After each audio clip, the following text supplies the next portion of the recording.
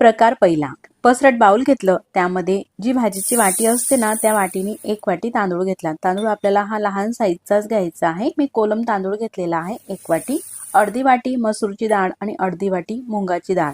तर ही पॉलिश केलेली मुंगाची डाळ घेतलेली आहे। तुम्ही सारी सकटची डाळ सुद्धा घेऊ शकता। यामध्ये पाणी टाकायचं आहे आणि स्वच्छ धुवून घ्यायचं आहे। तांदूळ घेताना आपल्याला लांब असा घ्यायचा नाही, तर असा लहान साईजचा कोणताही तुम्ही तांदूळ घेऊ शकता। तांदूळ आणि डाळ टिकवण्यासाठी याला भरपूर केमिकल किंवा पावडर वगैरे लावलेली असते, म्हणून स्वच्छ आपल्याला धुवून घ्यायची आहे। अशा प्रकारे अलगद हाताने हे डाळ तांदूळ आपल्याला चोळत घ्यायचे आहे आणि 2 ते 3 पाण्याने स्वच्छ असे हे डाळ तांदूळ आता धुवून घेतलेले आहे। या प्रकारे डाळ आणि तांदूळ यामध्ये पाणी टाकू आणि असंच थोड्या वेळासाठी राहू देऊ। गॅसवरती कुकर ठेवला। कुकरमध्ये साधारण 1 ते 1.5 पळी इतपत तेल टाकलं, एवढं तेल।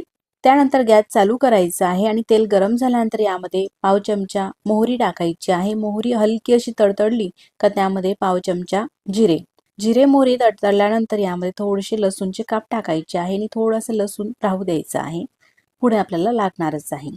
7 ते 8 कढीपत्त्याचे पानं, 2 तमालपत्र, चिमूटभर हिंग आणि आपल्या चवीनुसार, म्हणजे या ठिकाणी मी 3 हिरव्या मिरच्या घेतलेल्या आहे, लांबट चिरून घेतल्या। मिरच्या टाकून परतून घ्यायचं आहे। आता सगळं हे काही सेकंद परतून घेतल्यानंतर या ठिकाणी एक मोठ्या साईजचा कांदा चिरून घेतलेला आहे। साधारण 1 वाटी भरून कांद्याचे काप कुकरमध्ये टाकायचे आहे आणि परतून घ्यायचे आहे। कांदा अर्धवटपेक्षा जास्त हा भाजून झालेला आहे। त्यानंतर यामध्ये आपल्याला काही भाज्या घालायच्या आहे। भाज्यांमध्ये अर्धी वाटी फ्रेश वटाणे, सध्या वटाण्याच्या शेंगाही भरपूर येत आहेत बाजारामध्ये। आपल्या आवडीप्रमाणे भाज्या घालायच्या आहे। गोबीचे काप साधारण 1 वाटी आणि एक मीडियम साईजचा बटाटा सुद्धा चिरून घेतलेला आहे साधारण 1 वाटी आणि एक मोठ्या साईजचा टमाटरचे काप सुद्धा घालायचे आहे, साधारण 1 वाटी टमाटर। यामध्ये एखादी भाजी तुमच्याकडे नसेल तर स्किपही करू शकतात किंवा ॲडिशनल एखादी भाजी तुम्हाला यामध्ये घालायची असेल, जसं की शिमला मिरची वगैरे आणखी, तेही तुम्ही वापरू शकता। अशा ह्या भाज्या परतून घेतल्या का त्यामध्ये काही आपल्याला मसाले टाकायचे आहे। मसाल्यामध्ये सर्वप्रथम टाकते मी मिरची पावडर अर्धा चमचा, पाव चमचा म्हणजे चिमूटभर हळद आणि आपल्या चवीनुसार गरम मसाला टाकायचा आहे। आवश्यकतेप्रमाणे शेंगदाणे साधारण पाव वाटी आणि चवीनुसार मीठ टाकायचं आहे। सगळं हे साहित्य टाकल्यानंतर मिक्स करून घ्यायचं आहे। साधारण 1 मिनिटापर्यंत आपल्याला हे जे आहे मिक्स करून घ्यायचं आहे, कारण सगळे यामध्ये आपण घातलेले मसाले ते व्यवस्थित असे भाजले जातील। आता मिक्स करून झालेला आहे, तुम्ही पाहू शकता असा रंगही बदललेला आहे आणि छान तेलही सुटलेलं आहे। त्यानंतरच मग जे डाळ तांदूळ आपण धुवून ठेवलेले आहे ना, ते डाळ तांदूळ या मसाल्यामध्ये म्हणजेच कुकरमध्ये टाकायचे आहे। पाणी काढून घेतलं त्यातलं। तर आज आपण अतिशय भन्नाट अशी चवीची हॉटेलमध्ये मिळते ना त्यापेक्षाही चवीला मस्त आणि फ्रेश आपल्या हाताने बनवलेली अशी डाळ खिचडीची ही रेसिपी पाहत आहोत। अगदी मोजक्या साहित्यात होते आणि कमी खर्चातही होते, शिवाय चवीलाही छान लागते आणि पोटभरीचा पदार्थही आहे। सगळं हे मिक्स करून घेतलेलं आहे। त्यानंतर आता पाणी टाकू। तर ज्या वाटीने आपण डाळ तांदूळ घेतलेले आहे त्याच वाटीने मी तुम्हाला पाणी दाखवते। नवीन शिकणारे तुम्ही असाल तर किंवा अंदाजानेही घालू शकता। अंदाजाने किती घालायचं तेही मी तुम्हाला सांगते। 1 वाटी पाणी टाकलेलं आहे। हे 2री वाटी पाणी, 3री वाटी पाणी, 4थी वाटी पाणी।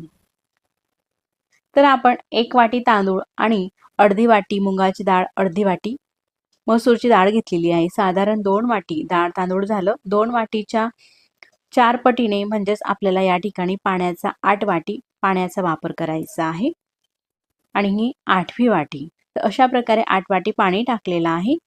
त्यानंतर आवश्यकतेप्रमाणे कोथिंबीर टाकायची आहे बारीक चिरलेली आणि मिक्स करून घ्यायचं आहे।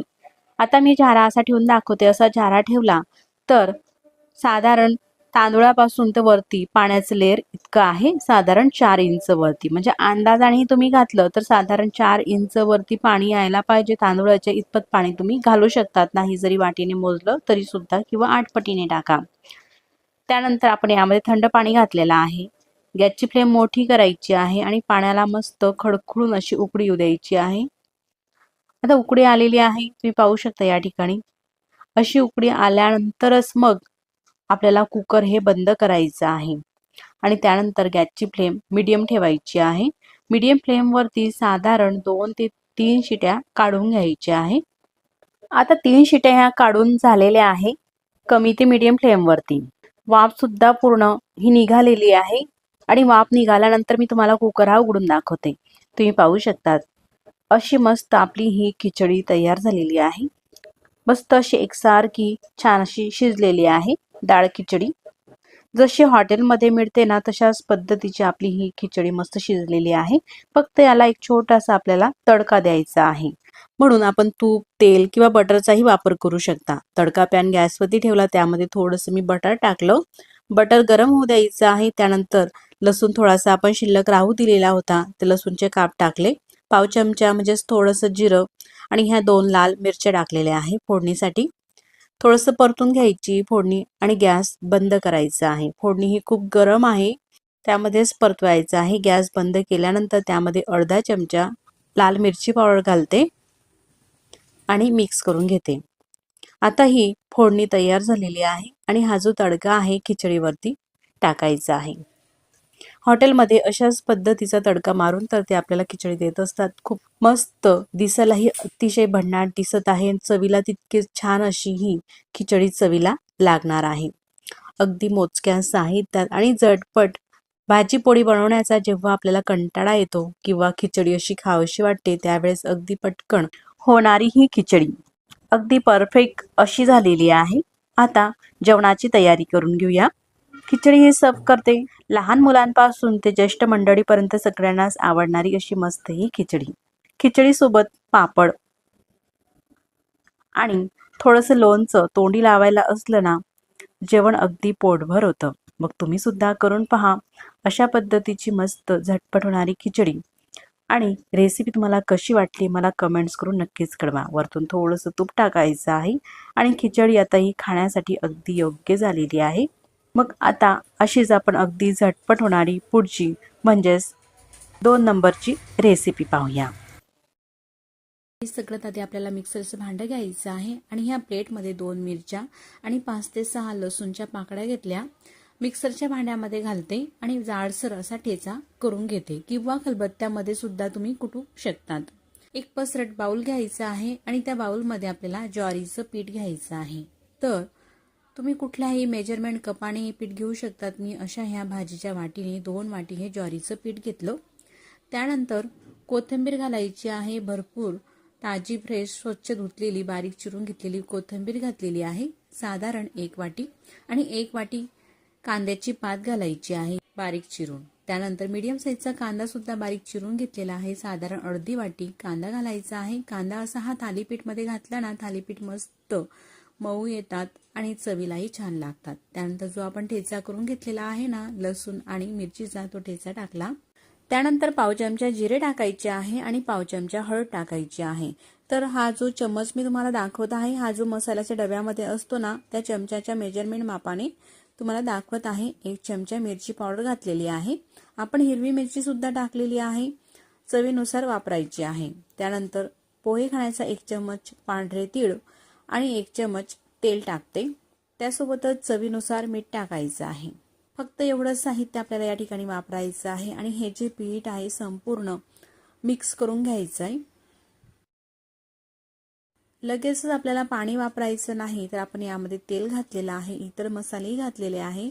तर सगळे ह्या ज्वारीच्या पिठाला अशा पद्धतीने व्यवस्थित लागले जातील म्हणून साधारण काही सेकंदसाठी हे जे पीठ आहे अशा प्रकारे आपण मिक्स करून घेतलेलं आहे.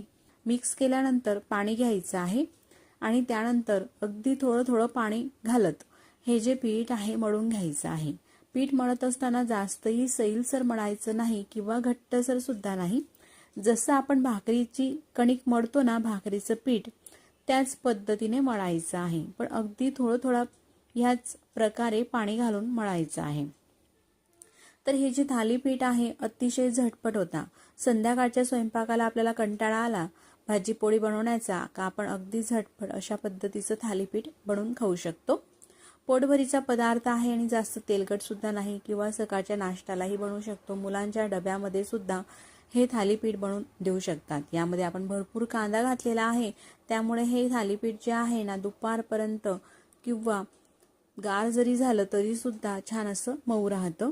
हे जे पीठ आहे आपण मळून घेतलेलं आहे, जास्त घट्टसर सुद्धा नाही आणि पातळसर सुद्धा नाही, अशा प्रकारे। आता थालीपीठ आपल्याला बनवायचे आहे म्हणून पोलपाट घेतलेला आहे। पोलपाटावरती अगदी थोडंसं पाणी टाकायचं आहे। त्यानंतर आपल्याला कॉटनचा रुमाल घ्यायचा आहे। तर रुमाल घेऊन त्याची अशा प्रकारे मी घडी करून घेतलेली आहे आणि हा रुमाल ओला केलेला आहे। ओला रुमाल पोलपाटावरती ठेवायचा आहे। वरतून सुद्धा थोडंसं पाणी टाकून अशा प्रकारे प्रेस करायचं आहे। त्यानंतर थालीपीठ बनवायचे आहे म्हणून थालीपीठचं पीठ घ्यायचं आहे। ज्या साईजनुसार आपल्याला थालीपीठ बनवायचे आहे, थोडे लहान मोठे, त्या साईजनुसार आपल्याला हे पीठ घ्यायचं आहे। असा हा उंडा घेतलेला आहे थालीपीठाचं। त्यानंतर कापडावरती ठेवायचं आहे, हाताला थोडंसं पाणी लावलं आणि अशा प्रकारे हे जे थालीपीठ आहे आपल्याला पसरून घ्यायचं आहे, म्हणजे एक प्रकारे थापून घ्यायचं आहे। असं थोडासा गोलाकार द्यायचा आहे आणि हाताला पाणी लावत घ्यायचं आहे। असं थोडंसं हाताला पाणी लावलं ना व्यवस्थित हे थालीपीठ थापलं जातं आणि काठ जर का थोडेसे असे फाटले जातात तर गोलाकारामध्ये करायचे त्याला। अगदी झटपट हे थालीपीठ थापून होत असतात। जास्त जाडही थालीपीठ आपल्याला करायचं नाही, खूप असं चपातीप्रमाणे पातळसर सुद्धा नाही, तर मीडियम असं राहू दिलेलं आहे। त्यानंतर थालीपीठ व्यवस्थित छान असं शेकावं, त्यासाठी यामध्ये थोडीशी आपल्याला अशा प्रकारे छिद्रे करायची आहे बोटाने। आता वरतून थोडीशी तीळ घेतलेली आहे, पांढरी तीळ लावणे पूर्णपणे ऑप्शनल आहे, पण अशी तीळ लावून शेकले ना थालीपीठ चवीला सुद्धा छान लागतात आणि दिसायला तर मस्तच दिसतात। तीळ पडू नये म्हणून थोडंसं थापून घेतलेलं आहे। आता गॅसवरती तवा ठेवलेला होता, तवा सुद्धा मस्त तापलेला आहे।